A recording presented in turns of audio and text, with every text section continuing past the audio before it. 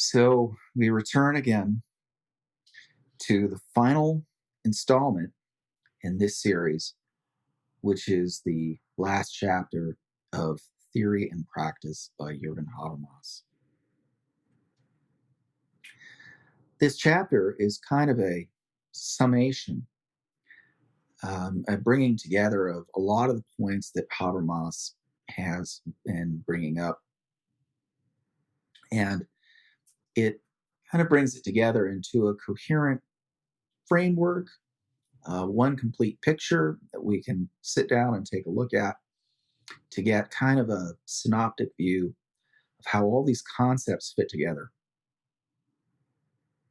It also takes the discussion of political, the evolution of political theory into our contemporary society, up to the point where Habermas is writing, which is in the post-World War II atmosphere. So the title of the chapter is On Theory and Praxis in Our Scientific Civilization. And what I've done to try to bring all of these points into view synoptically is put together what I think can function as a pretty fair skeleton key for reading this chapter and for reading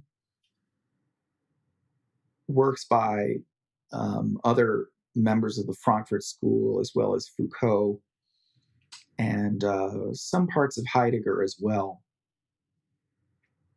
And the key that I've developed has 4 basic points. Now, the broad framework within these points fit is with the topic of social structures and social norms. So when we're thinking about politics in this post-World War II atmosphere, the concern is social structures and social norms and how they relate to each other, and especially how they can break down, how they can make society dysfunctional when they do break down. So it's structures and norms. And the first point is that there is, in this context of modernity, a context of a world that is now moving into the postmodern phase, questioning about the ultimate justification for social norms, which could relate to anything like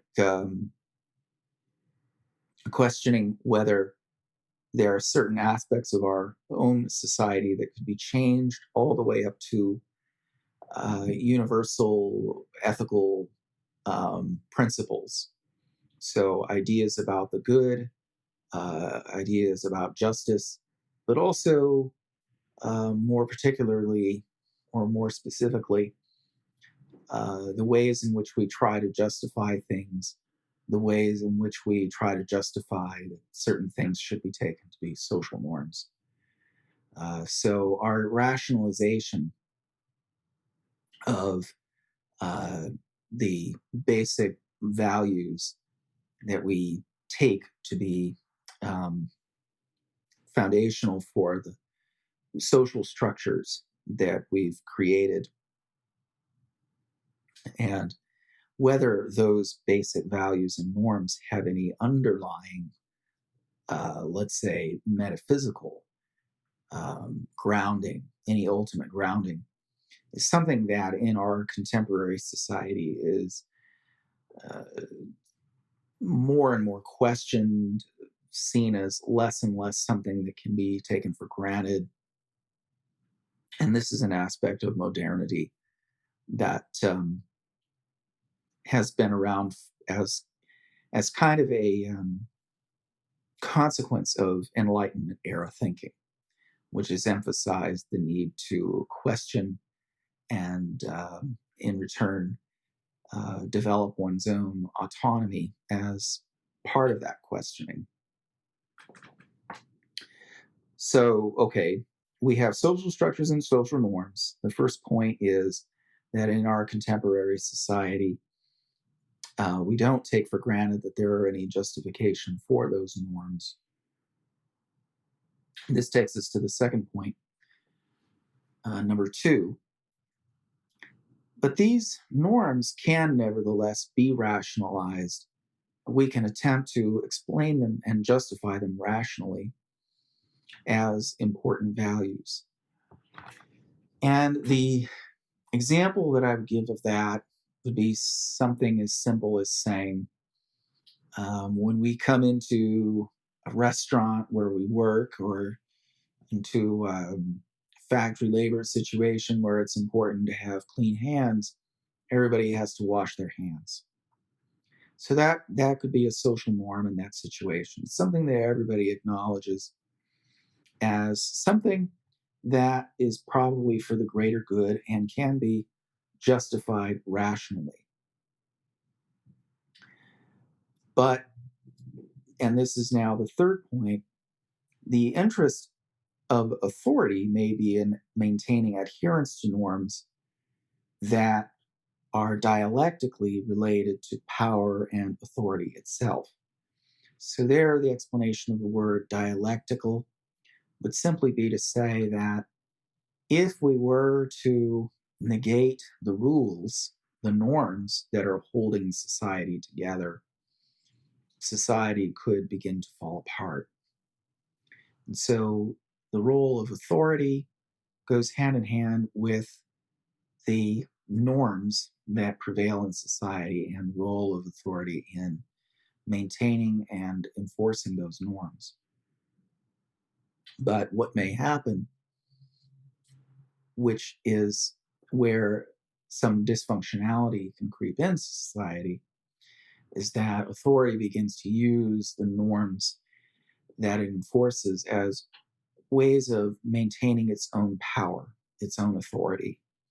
So if a manager is particularly persnickety about following certain rules, maybe they're micromanaging as a way of maintaining their own power, that can lead to dysfunctionality. So in the case of somebody washing their hands, we could say, well, this is certainly something that can be justified, and most people would probably agree from an outside perspective that this is something that they would like to have happen. But a boss, a manager, could use the need to follow the rule as a way of establishing their own place as an authority figure. So coming in and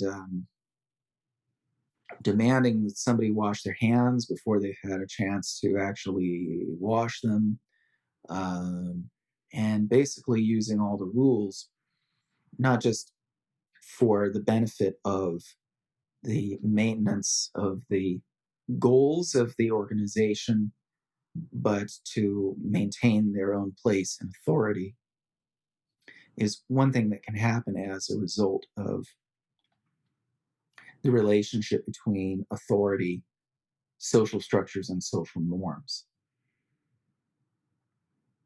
Now, a fourth aspect is that the Enlightenment ethos and modern politics is based upon the right and need for questioning ideology and dogmatism.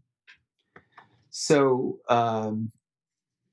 we can reach a point in society where the norms, the social norms that hold society together, that make society function in a way that is desirable and maybe closer to optimal for a lot of people, start to come to seem to be perhaps not in the best interests of everyone out there.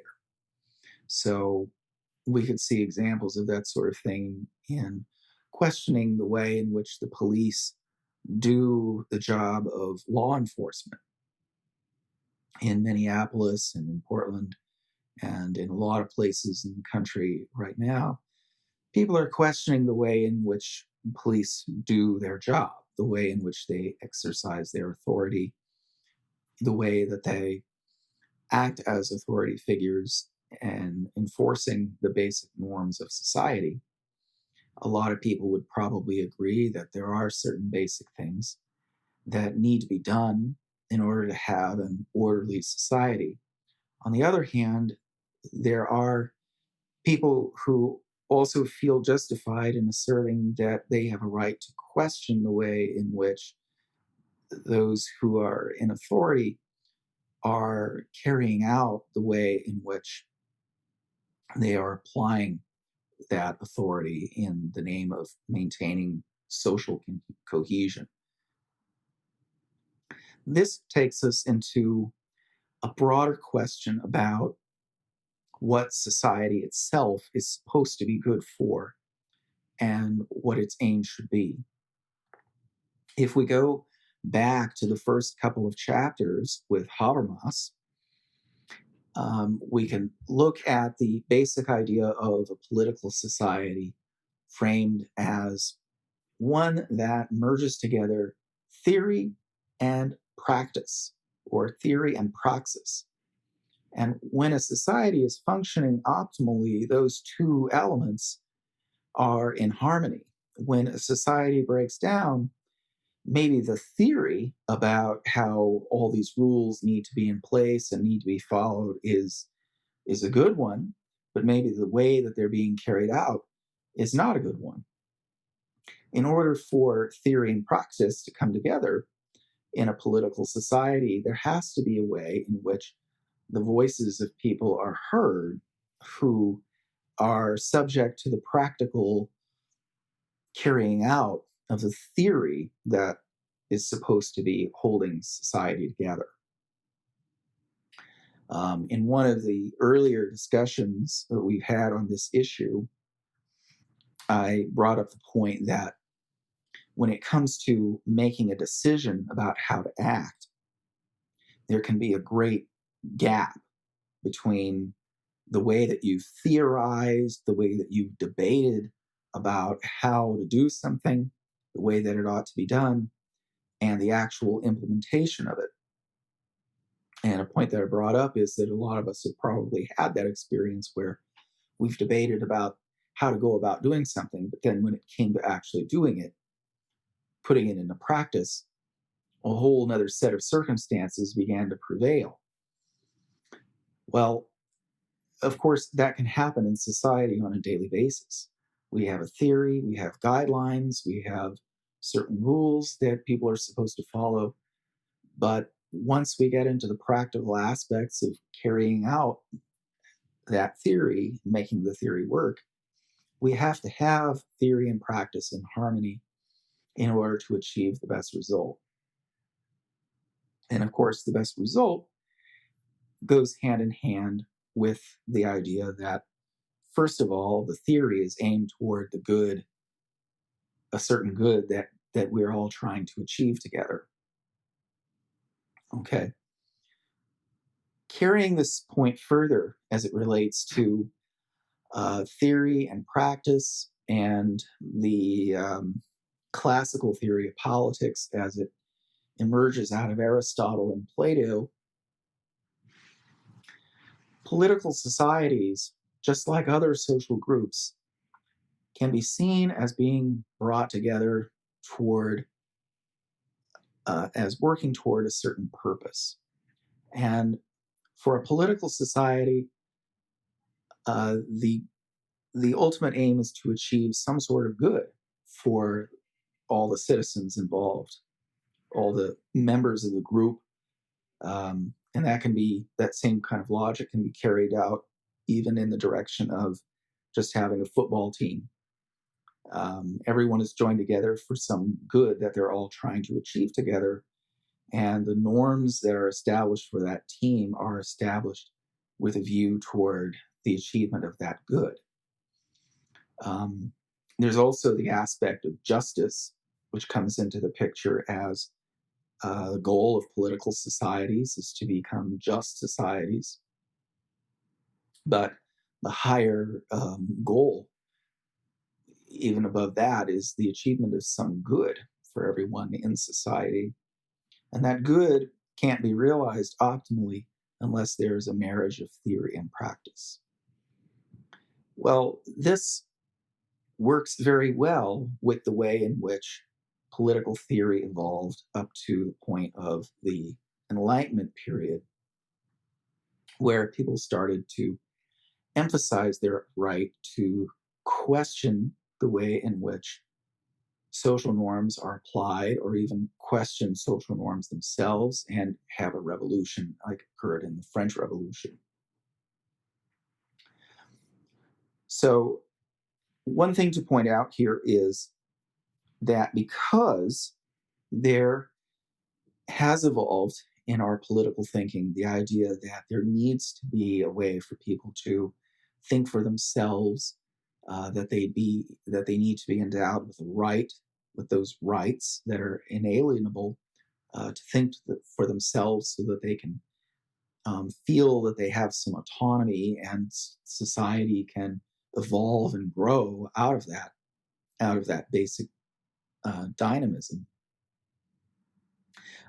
That is side by side with a recognition that society needs to be created with certain social norms, with certain basic rules without which society could break down.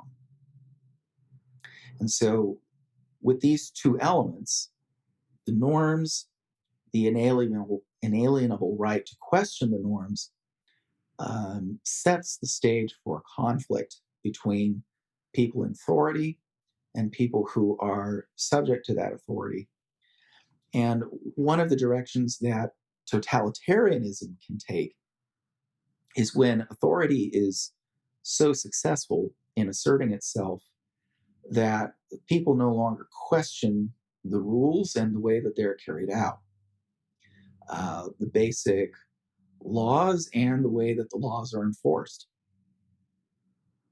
Or in the case of the washing hands and the overbearing boss, the boss comes in and just demands that this be done and that be done without really giving people a chance to actually carry those things out themselves. There's a way in which authority can overstep its bounds, and if that authority is not checked, can lead toward a totalitarian, unquestioning kind of domination. One of the ways that our political system has evolved to try to counteract that tendency towards totalitarian domination is by giving people an inalienable right to question that authority. People have a right to vote, to remove people in office if they feel like their basic needs are not being met. And that, again, comes back to the dynamic of theory and practice. We may agree that the broad outline of the Constitution is fine. We may agree that it's great, but there have been moments throughout our history where our society has had to evolve, and we've faced social crises because people questioned the practical side of the way the theory was carried out. And so there is a way in which our society has been built for conflict. That conflict can be positive, it can be good, and it often does require an evolution through questioning authority. So another point that I would like to bring up here is that this can be applied through the direction of the Marxist critique of society to the way that technology is influencing our contemporary society. This is something that has a lot of emphasis from Marxist theory, but is also very, very heavily influenced, at least in the Frankfurt School's discussion of it, by Heidegger's discussion of technology. There are two primary sources for that. There is a a discussion that Heidegger had with the magazine Der Spiegel. And there's also an essay called, I believe it is, On the Question Concerning Technology. And Habermas and Hegel both follow the same line of thinking. Not Hegel, but Heidegger and Habermas both follow the same line of thinking. That there is a danger that the average worker can eventually turn into a tool of the very economic machine that is supposed to be functioning toward the betterment of his own life and circumstances. So if we start out with Heideggerian thinking about this, the first stage might be that we create tools for ourselves, and that's the first step toward technology. But as our relationship to tools advances and evolves, we emerge from a stage in the Renaissance where we had artisans who were masters of tools into the industrial era that Marx was looking at, where suddenly those artisans who are masters of their tools become proletarianized. They become a member of a lower class, or in a lot of cases, simply have their tools replaced by machines that are more directly profitable for the business interests. And the final step in that evolution is to have the person not just subjugated to the machine itself, but to become a tool for the very economy, for the very industry that they are now serving. So, in my lifetime, my experience with this, the way that I think it can be most easily grasped is just by looking at the kind of ads for employment that you see on Craigslist and that sort of thing, where employers are asking for certain kinds of skills. Those skills and the kind of technological mastery that's involved with having those skills requires that a person needs to have those skills developed toward a certain level of efficiency, which plays hand in hand with the goal, the ideal, the value of profitability that a lot of businesses have. So if you look at this situation from a perspective of 50,000 feet, you can almost imagine that the economy itself is like a giant watch with intricately moving parts, and that each worker, in order to be able to have a place in the economy, needs to be able to function within that mechanistic framework. They need to be able to perform a function that is well adapted to the functioning of the other parts of that mechanism. Each highly efficient business, each highly efficient office, each business interest that is trying to become more and more highly efficient and more highly profitable seeks more and more productive workers. And part of the way to do that is to make sure that those workers are more and more skilled and are more and more adept at carrying out those skills. So you could think of the need for skills matching with the kinds of work that the people do or expected to do as an attempt to move toward more and more efficiency in the economy. And efficiency and profitability and functionality for the worker all go hand in hand. The productivity of the worker is very important, according to a lot of economists. And the former head of the Federal Reserve, Alan Greenspan, has been making this point for the last probably 20 years or so, that there is there is some concern about the long-term productivity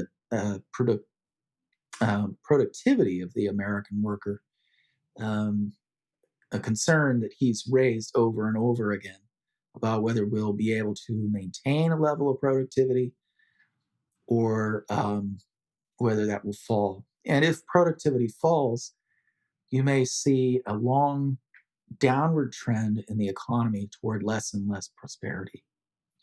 So overall, there is an important need for workers to become more and more productive over time, which means that they have to become more skilled over time and better able to use and make use of the machines that they have at their disposal. But all of this means that the worker himself ends up being more and more of an instrument for the very set of tools that in the beginning were created to help him do his work over which he had mastery. And now he is becoming more and more necessarily a tool of the very set of tools that he's created. So you could say that that is kind of an elaboration on these themes that Habermas and Heidegger have discussed, a way of trying to bring that out into maybe a clearer picture. And the danger there, of course, is that there may be a totalitarian aspect to the development of a more and more highly technological society in the direction of making people more and more subject to the things that they do in an unquestioning way, making the norms that govern their productivity seem more and more rigid, less and less easy to be questioned as society becomes more and more efficient in the interests of greater productivity and greater profitability. And with that comes the danger of perhaps a loss of humanity. Can we sustain our humanity? Is there a danger of our losing a basic sense of our humanity and just becoming more and more machine-like ourselves? For some people, they may find themselves in an employment situation where their ideals and their spiritual aspirations perfectly align with the work that they do. But by and large, that is not the case for many, many people. And certainly there needs to be a place in society for people to find work, even if it doesn't necessarily suit them. And they may find the need to remain in those jobs if they become skilled at them and need to maintain a certain standard of living. So, what do you do in that sort of situation? Once we start going down that road, is there a way to come back? And that is the basic worry for a society that's becoming more and more highly technologically regimented, where the regimentation is driven by the very evolution of technology itself and our relationship to technology. So those are the main outline points that I want to bring into the picture as a way of closing the pages, closing the back cover of this book. So this book has taken us all the way through the evolution of political theory from ancient Greece all the way up to the post-World War II period, where we have a concern with issues like totalitarianism and domination and Enlightenment values, and how society might be able to survive the evolution that is now underway toward its own relationship to the tools that it has produced. Can we remain human, maintain our basic humanity in the face of this ongoing need for more and more efficiency, productivity, and profitability? Or can we find a way to jump off that carousel?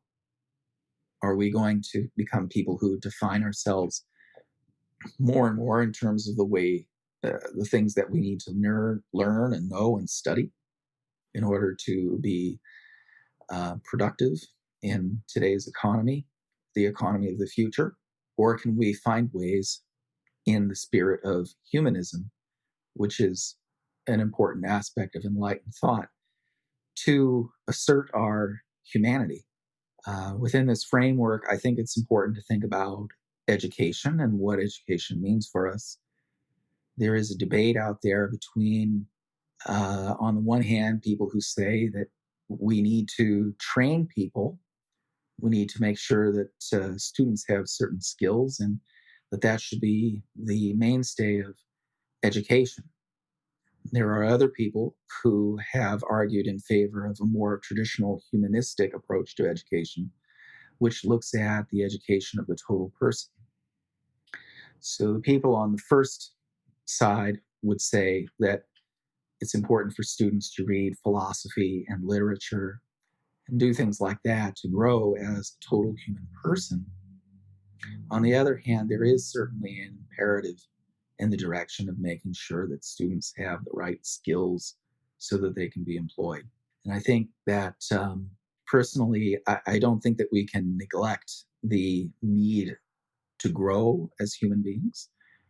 That is a very important part of what makes our society evolve, allows for that evolution, allows for its growth, because it goes hand in hand with being able to think outside our particular circumstances and imagine better ways to live, and perhaps even risk our safety and security in the name of a better way of life when it comes right down to it. If you think about moments in the evolution of our American society, American culture, where we've had to do it, there have been moments where people had to find ways to think about a better way to do things, and they had to risk their lives in certain circumstances to bring those things about. If we lose our respect for our own human capacity to theorize and think for ourselves in the spirit of enlightenment, where it means, in some cases, questioning authority and social norms, then we will lose a very important part of what makes our society a great society that has allowed it to evolve and become an even better society. So with that, we can close the book and we'll turn to something else. I've got my eye on Foucault, maybe Nietzsche, or maybe a discussion of a book called Communitarianism and Individualism that includes a lot of different points of view on the question of how a liberal society should be run and maintained. The basic ideals of a classically liberal political society, one that values freedom. So with that, I'm going to say goodnight and see you next time.